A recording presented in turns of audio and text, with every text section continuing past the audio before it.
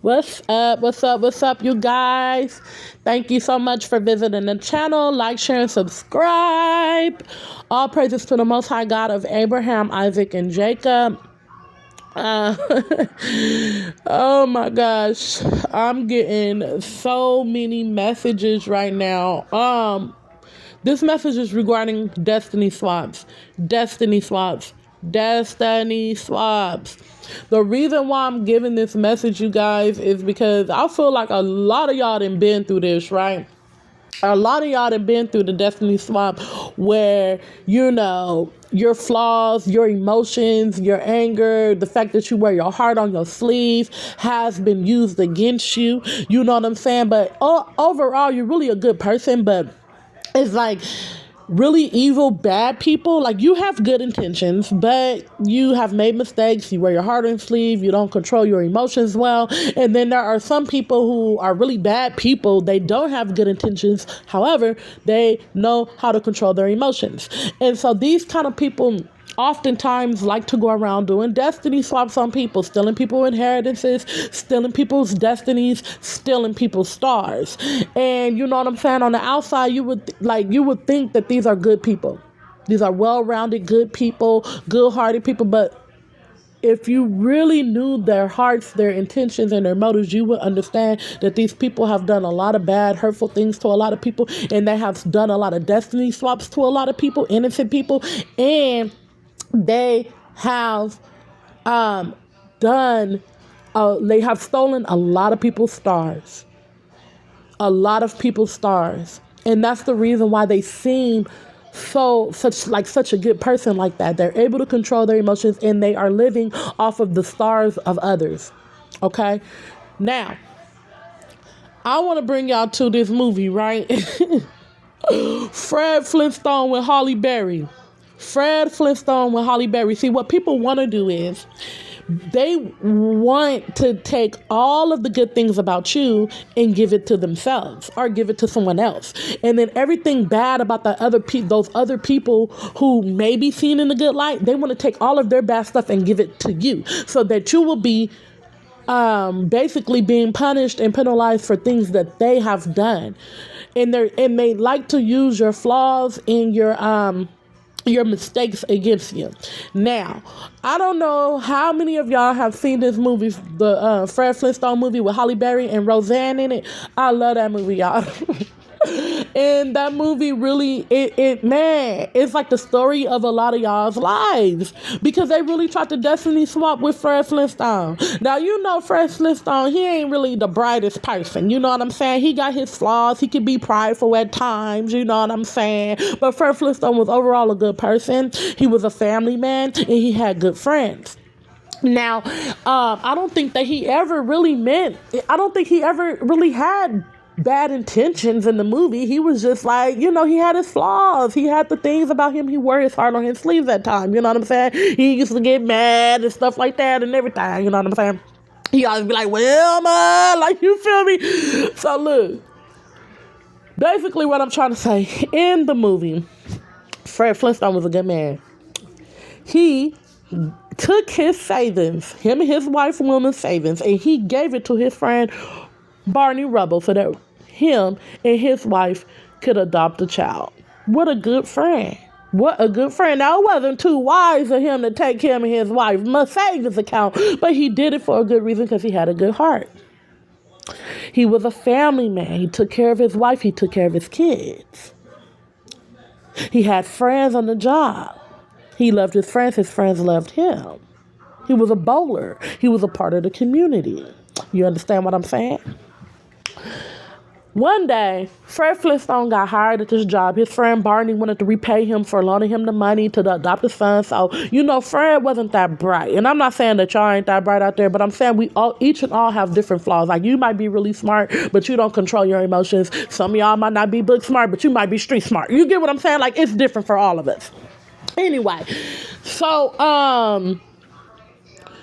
what happened, what I'm trying to say is, his friends switched tests with him. Barney switched tests with Fred because Barney was smarter than Fred. And he wanted to see Fred, do good on the test. So he switched them. He was trying to pay him back, like, thank you for being there for me. You feel me? Woo, woo, woo, woo, woo. Fred ended up getting a job, but Fred was they used his flaws against him. They used his flaws against him. You know what I'm saying?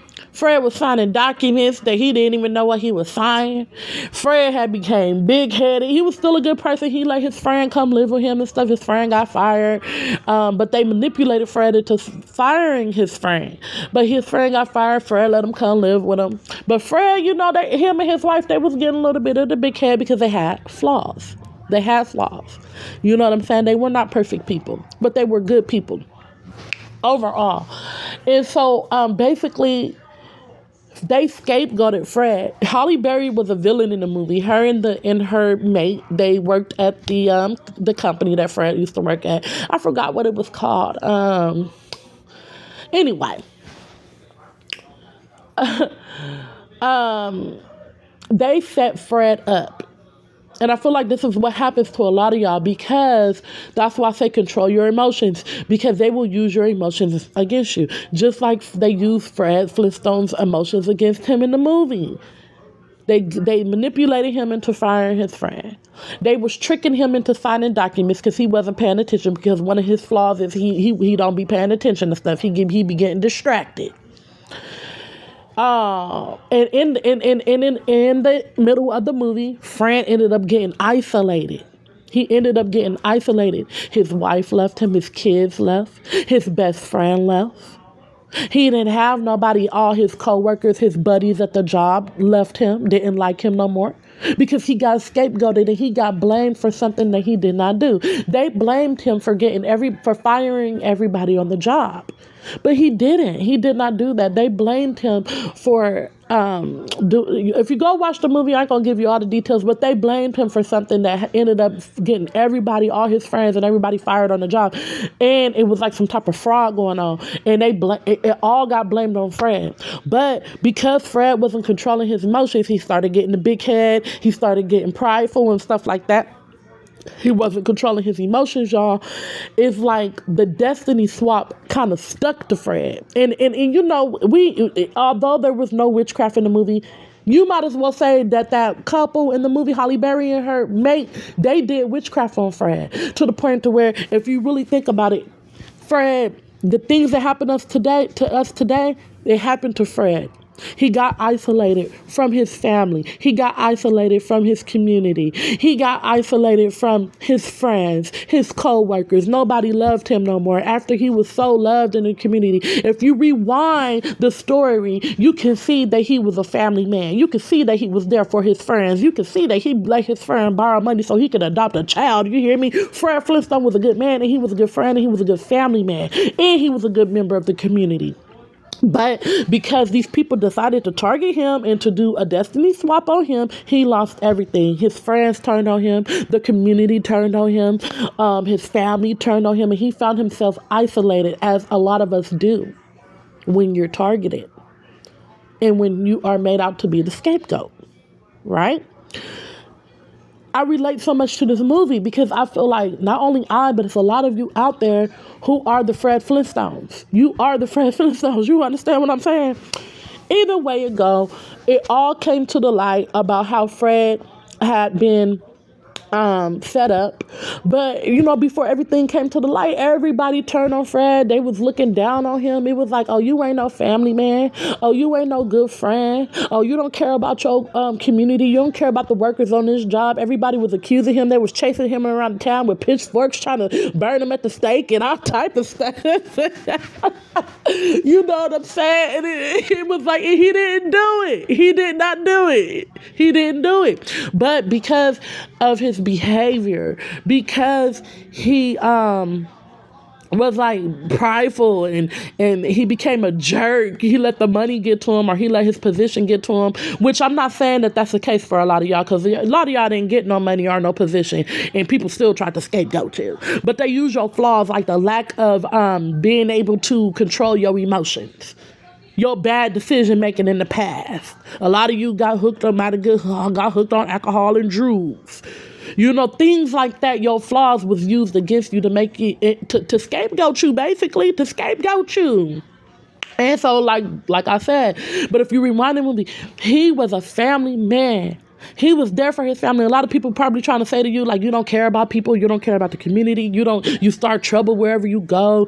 They could be saying stuff like, you don't care about your family, you don't care about your friends. But if they rewind the movie, they will see that you haven't been perfect and you've had some flaws, but you loved your family, that you was there for your family, that you was there for your friends, and you did care about the community. I feel like you're the type of person who gave a lot of money out into the community and people didn't never ever appreciate it. You did a lot of things behind the scenes that people don't recognize and they don't know about. There's been so many times that you gave homeless people $20, $50. You bought kids toys inside of Walmart. You did all type of things that people don't know that you've done.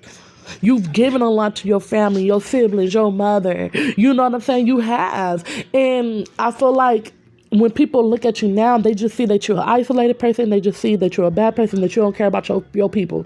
You don't care about the community. Just like in the movie with Fred Flintstone, towards the middle of the movie, it was as if Fred did not care about nobody, that he did all this dirt to everybody and everybody hated him. But in the beginning of the movie, Fred was a family man.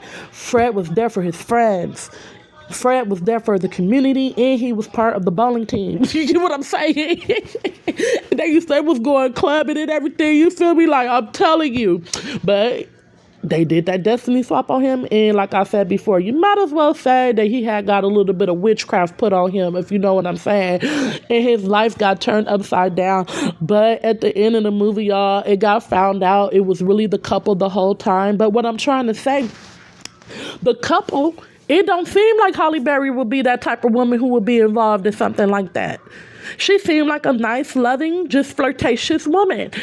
And he seemed like a nice, professional businessman. You would not have thought that they were this kind of people behind the scenes, because they were in control of their emotions, because they had a plan, because they were very strategic in what they were doing, and because they didn't seem to have any flaws on the outside, but their inside intentions were not pure, and who they were on the inside was very evil and vicious. However, Fred, he had pure intentions, but he just had all them flaws. You know what I'm saying? Flaws versus intentions.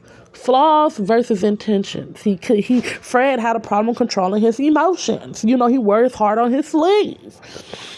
And so that was used against him. And the ones who were really guilty were seen as being innocent, kind, good, loving people, stuff like that. You know what I'm saying? And that's the story of a lot of y'all lives.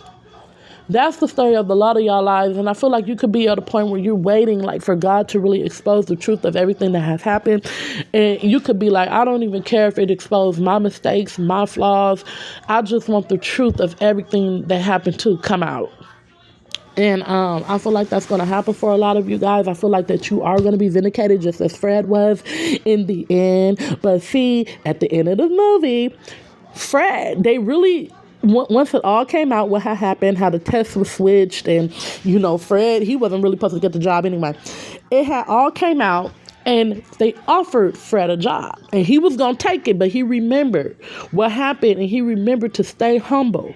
And so he decided to not take the job, y'all. He had learned his lesson. So I'm here for a lot of y'all. When God vindicates you, when God, proves your innocence and stuff like that, and he shows up for you, don't get prideful. Don't get arrogant. Don't get, stay humble. Stay humble. Stay humble while you're being vindicated. Or you'll find yourself ending up right back making the same mistakes, right back at square one again. Stay humble. Stay kind. Remember where you came from and treat everybody correctly. You know what I'm saying? Control your emotions. The moral of the story is control your emotions and don't let people come in and destiny swap with you. I love y'all. Like, share, and subscribe. Peace.